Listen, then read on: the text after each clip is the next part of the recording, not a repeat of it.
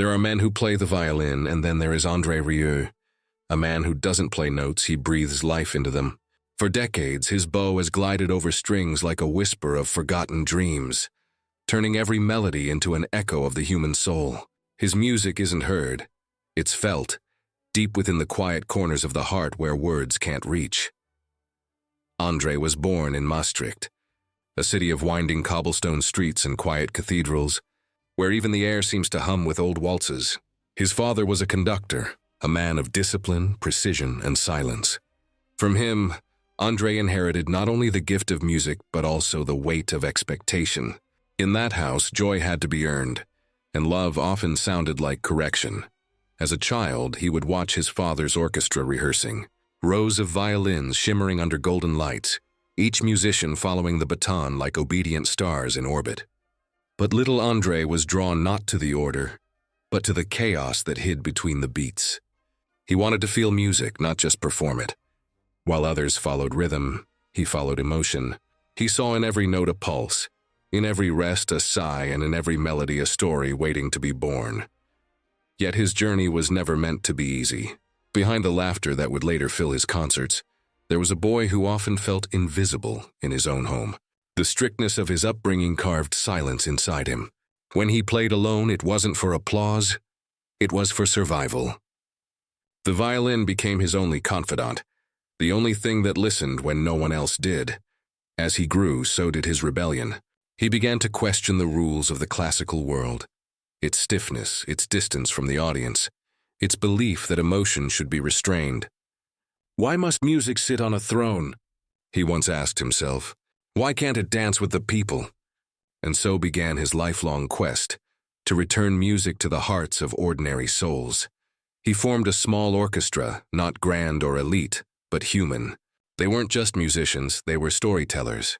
He dressed them in colors, not black. He made them smile on stage, not hide behind the score. And when he played, he didn't face the music stand. He faced the crowd. He wanted eye contact, laughter, tears, connection. He wanted to waltz with the world, but the world didn't waltz with him at first. Critics called him unserious, commercial, even a clown in a tuxedo. They mocked his dream of blending elegance with joy, calling his shows too romantic, too theatrical, too simple for the halls of classical music. He was heartbroken, but not defeated. He knew that even the most delicate flowers bloom in the cracks of judgment. He kept playing. The year was 1994. The stage lights were dim, the audience small, and the dream still fragile. André stood before his orchestra, a group of believers who shared his madness. As the first note of the second waltz drifted into the air, something miraculous happened. It wasn't just a performance. It was a rebirth. The crowd began to sway. Old couples clasped hands. Strangers smiled through tears. And somewhere in the back, a man who hadn't danced in 30 years took his wife by the arm and stood up. It was as if time itself had remembered how to feel again. That night, André Rieu didn't just play music. He resurrected it. Within months, the second waltz swept across Europe like a soft storm. People played it at weddings, funerals, birthdays, moments when words fell short. The melody became universal, a language spoken by hearts instead of tongues. André's dream had crossed borders that critics could never map. But success is a fragile friend. Behind the glamour of sold-out tours and glittering gowns lay exhaustion, loneliness, and the weight of a world that demanded perfection every night. André smiled for the cameras, but in the quiet of hotel rooms, the silence returned. The same silence he once knew as a child. There were days when the music wouldn't come. His hands trembled before concerts, his mind heavy with fear of failure. Once during a tour, he fell ill and thought he might never play again. The violin felt heavier than ever, as if the joy had drained from its strings. But when he looked into the eyes of the people who came to see him, he remembered why he started. Not for fame, not for applause, but for connection. He began to see music again, not as sound, but as healing. The waltz wasn't just rhythm, it was therapy. He realized that when people danced, they weren't escaping life. They were remembering how beautiful it still could be. André's concerts grew larger, brighter, almost cinematic. He filled stadiums that once echoed with football cheers, now humming with violins. Under open skies, thousands of candles flickered as he played The Blue Danube. The night air shimmered with laughter and tears, and even the stars seemed to pulse in time with his bow. He would often close his eyes mid-performance, feeling the crowd's heartbeat merge with the orchestra's. In those moments, it wasn't a show anymore, it was communion. Humanity breathing in harmony, and yet fame brought its own ghosts. He was no longer just André, the dreamer. He was the maestro, a brand, a symbol. Every ticket, every recording, every TV special demanded the same magic. And magic, he knew, cannot be manufactured. There were nights he questioned himself. Have I become what I once resisted? Am I now the conductor of a machine instead of a melody? But then one evening in Maastricht, his hometown, something extraordinary happened. As he played before thousands under the summer sky, he saw his elderly mother in the front row. Her eyes glistened, her hands trembling on her lap. When their gazes met, time collapsed. For a brief, sacred moment, he wasn't the maestro. He was the little boy who had once played the violin in his father's silent house. And that night, as the crowd rose in thunderous applause, André didn't bow to them. He bowed to her. It was his way of saying, "Thank you for the silence that made the music possible." Fame, no matter how grand, eventually fades into something quieter. Legacy.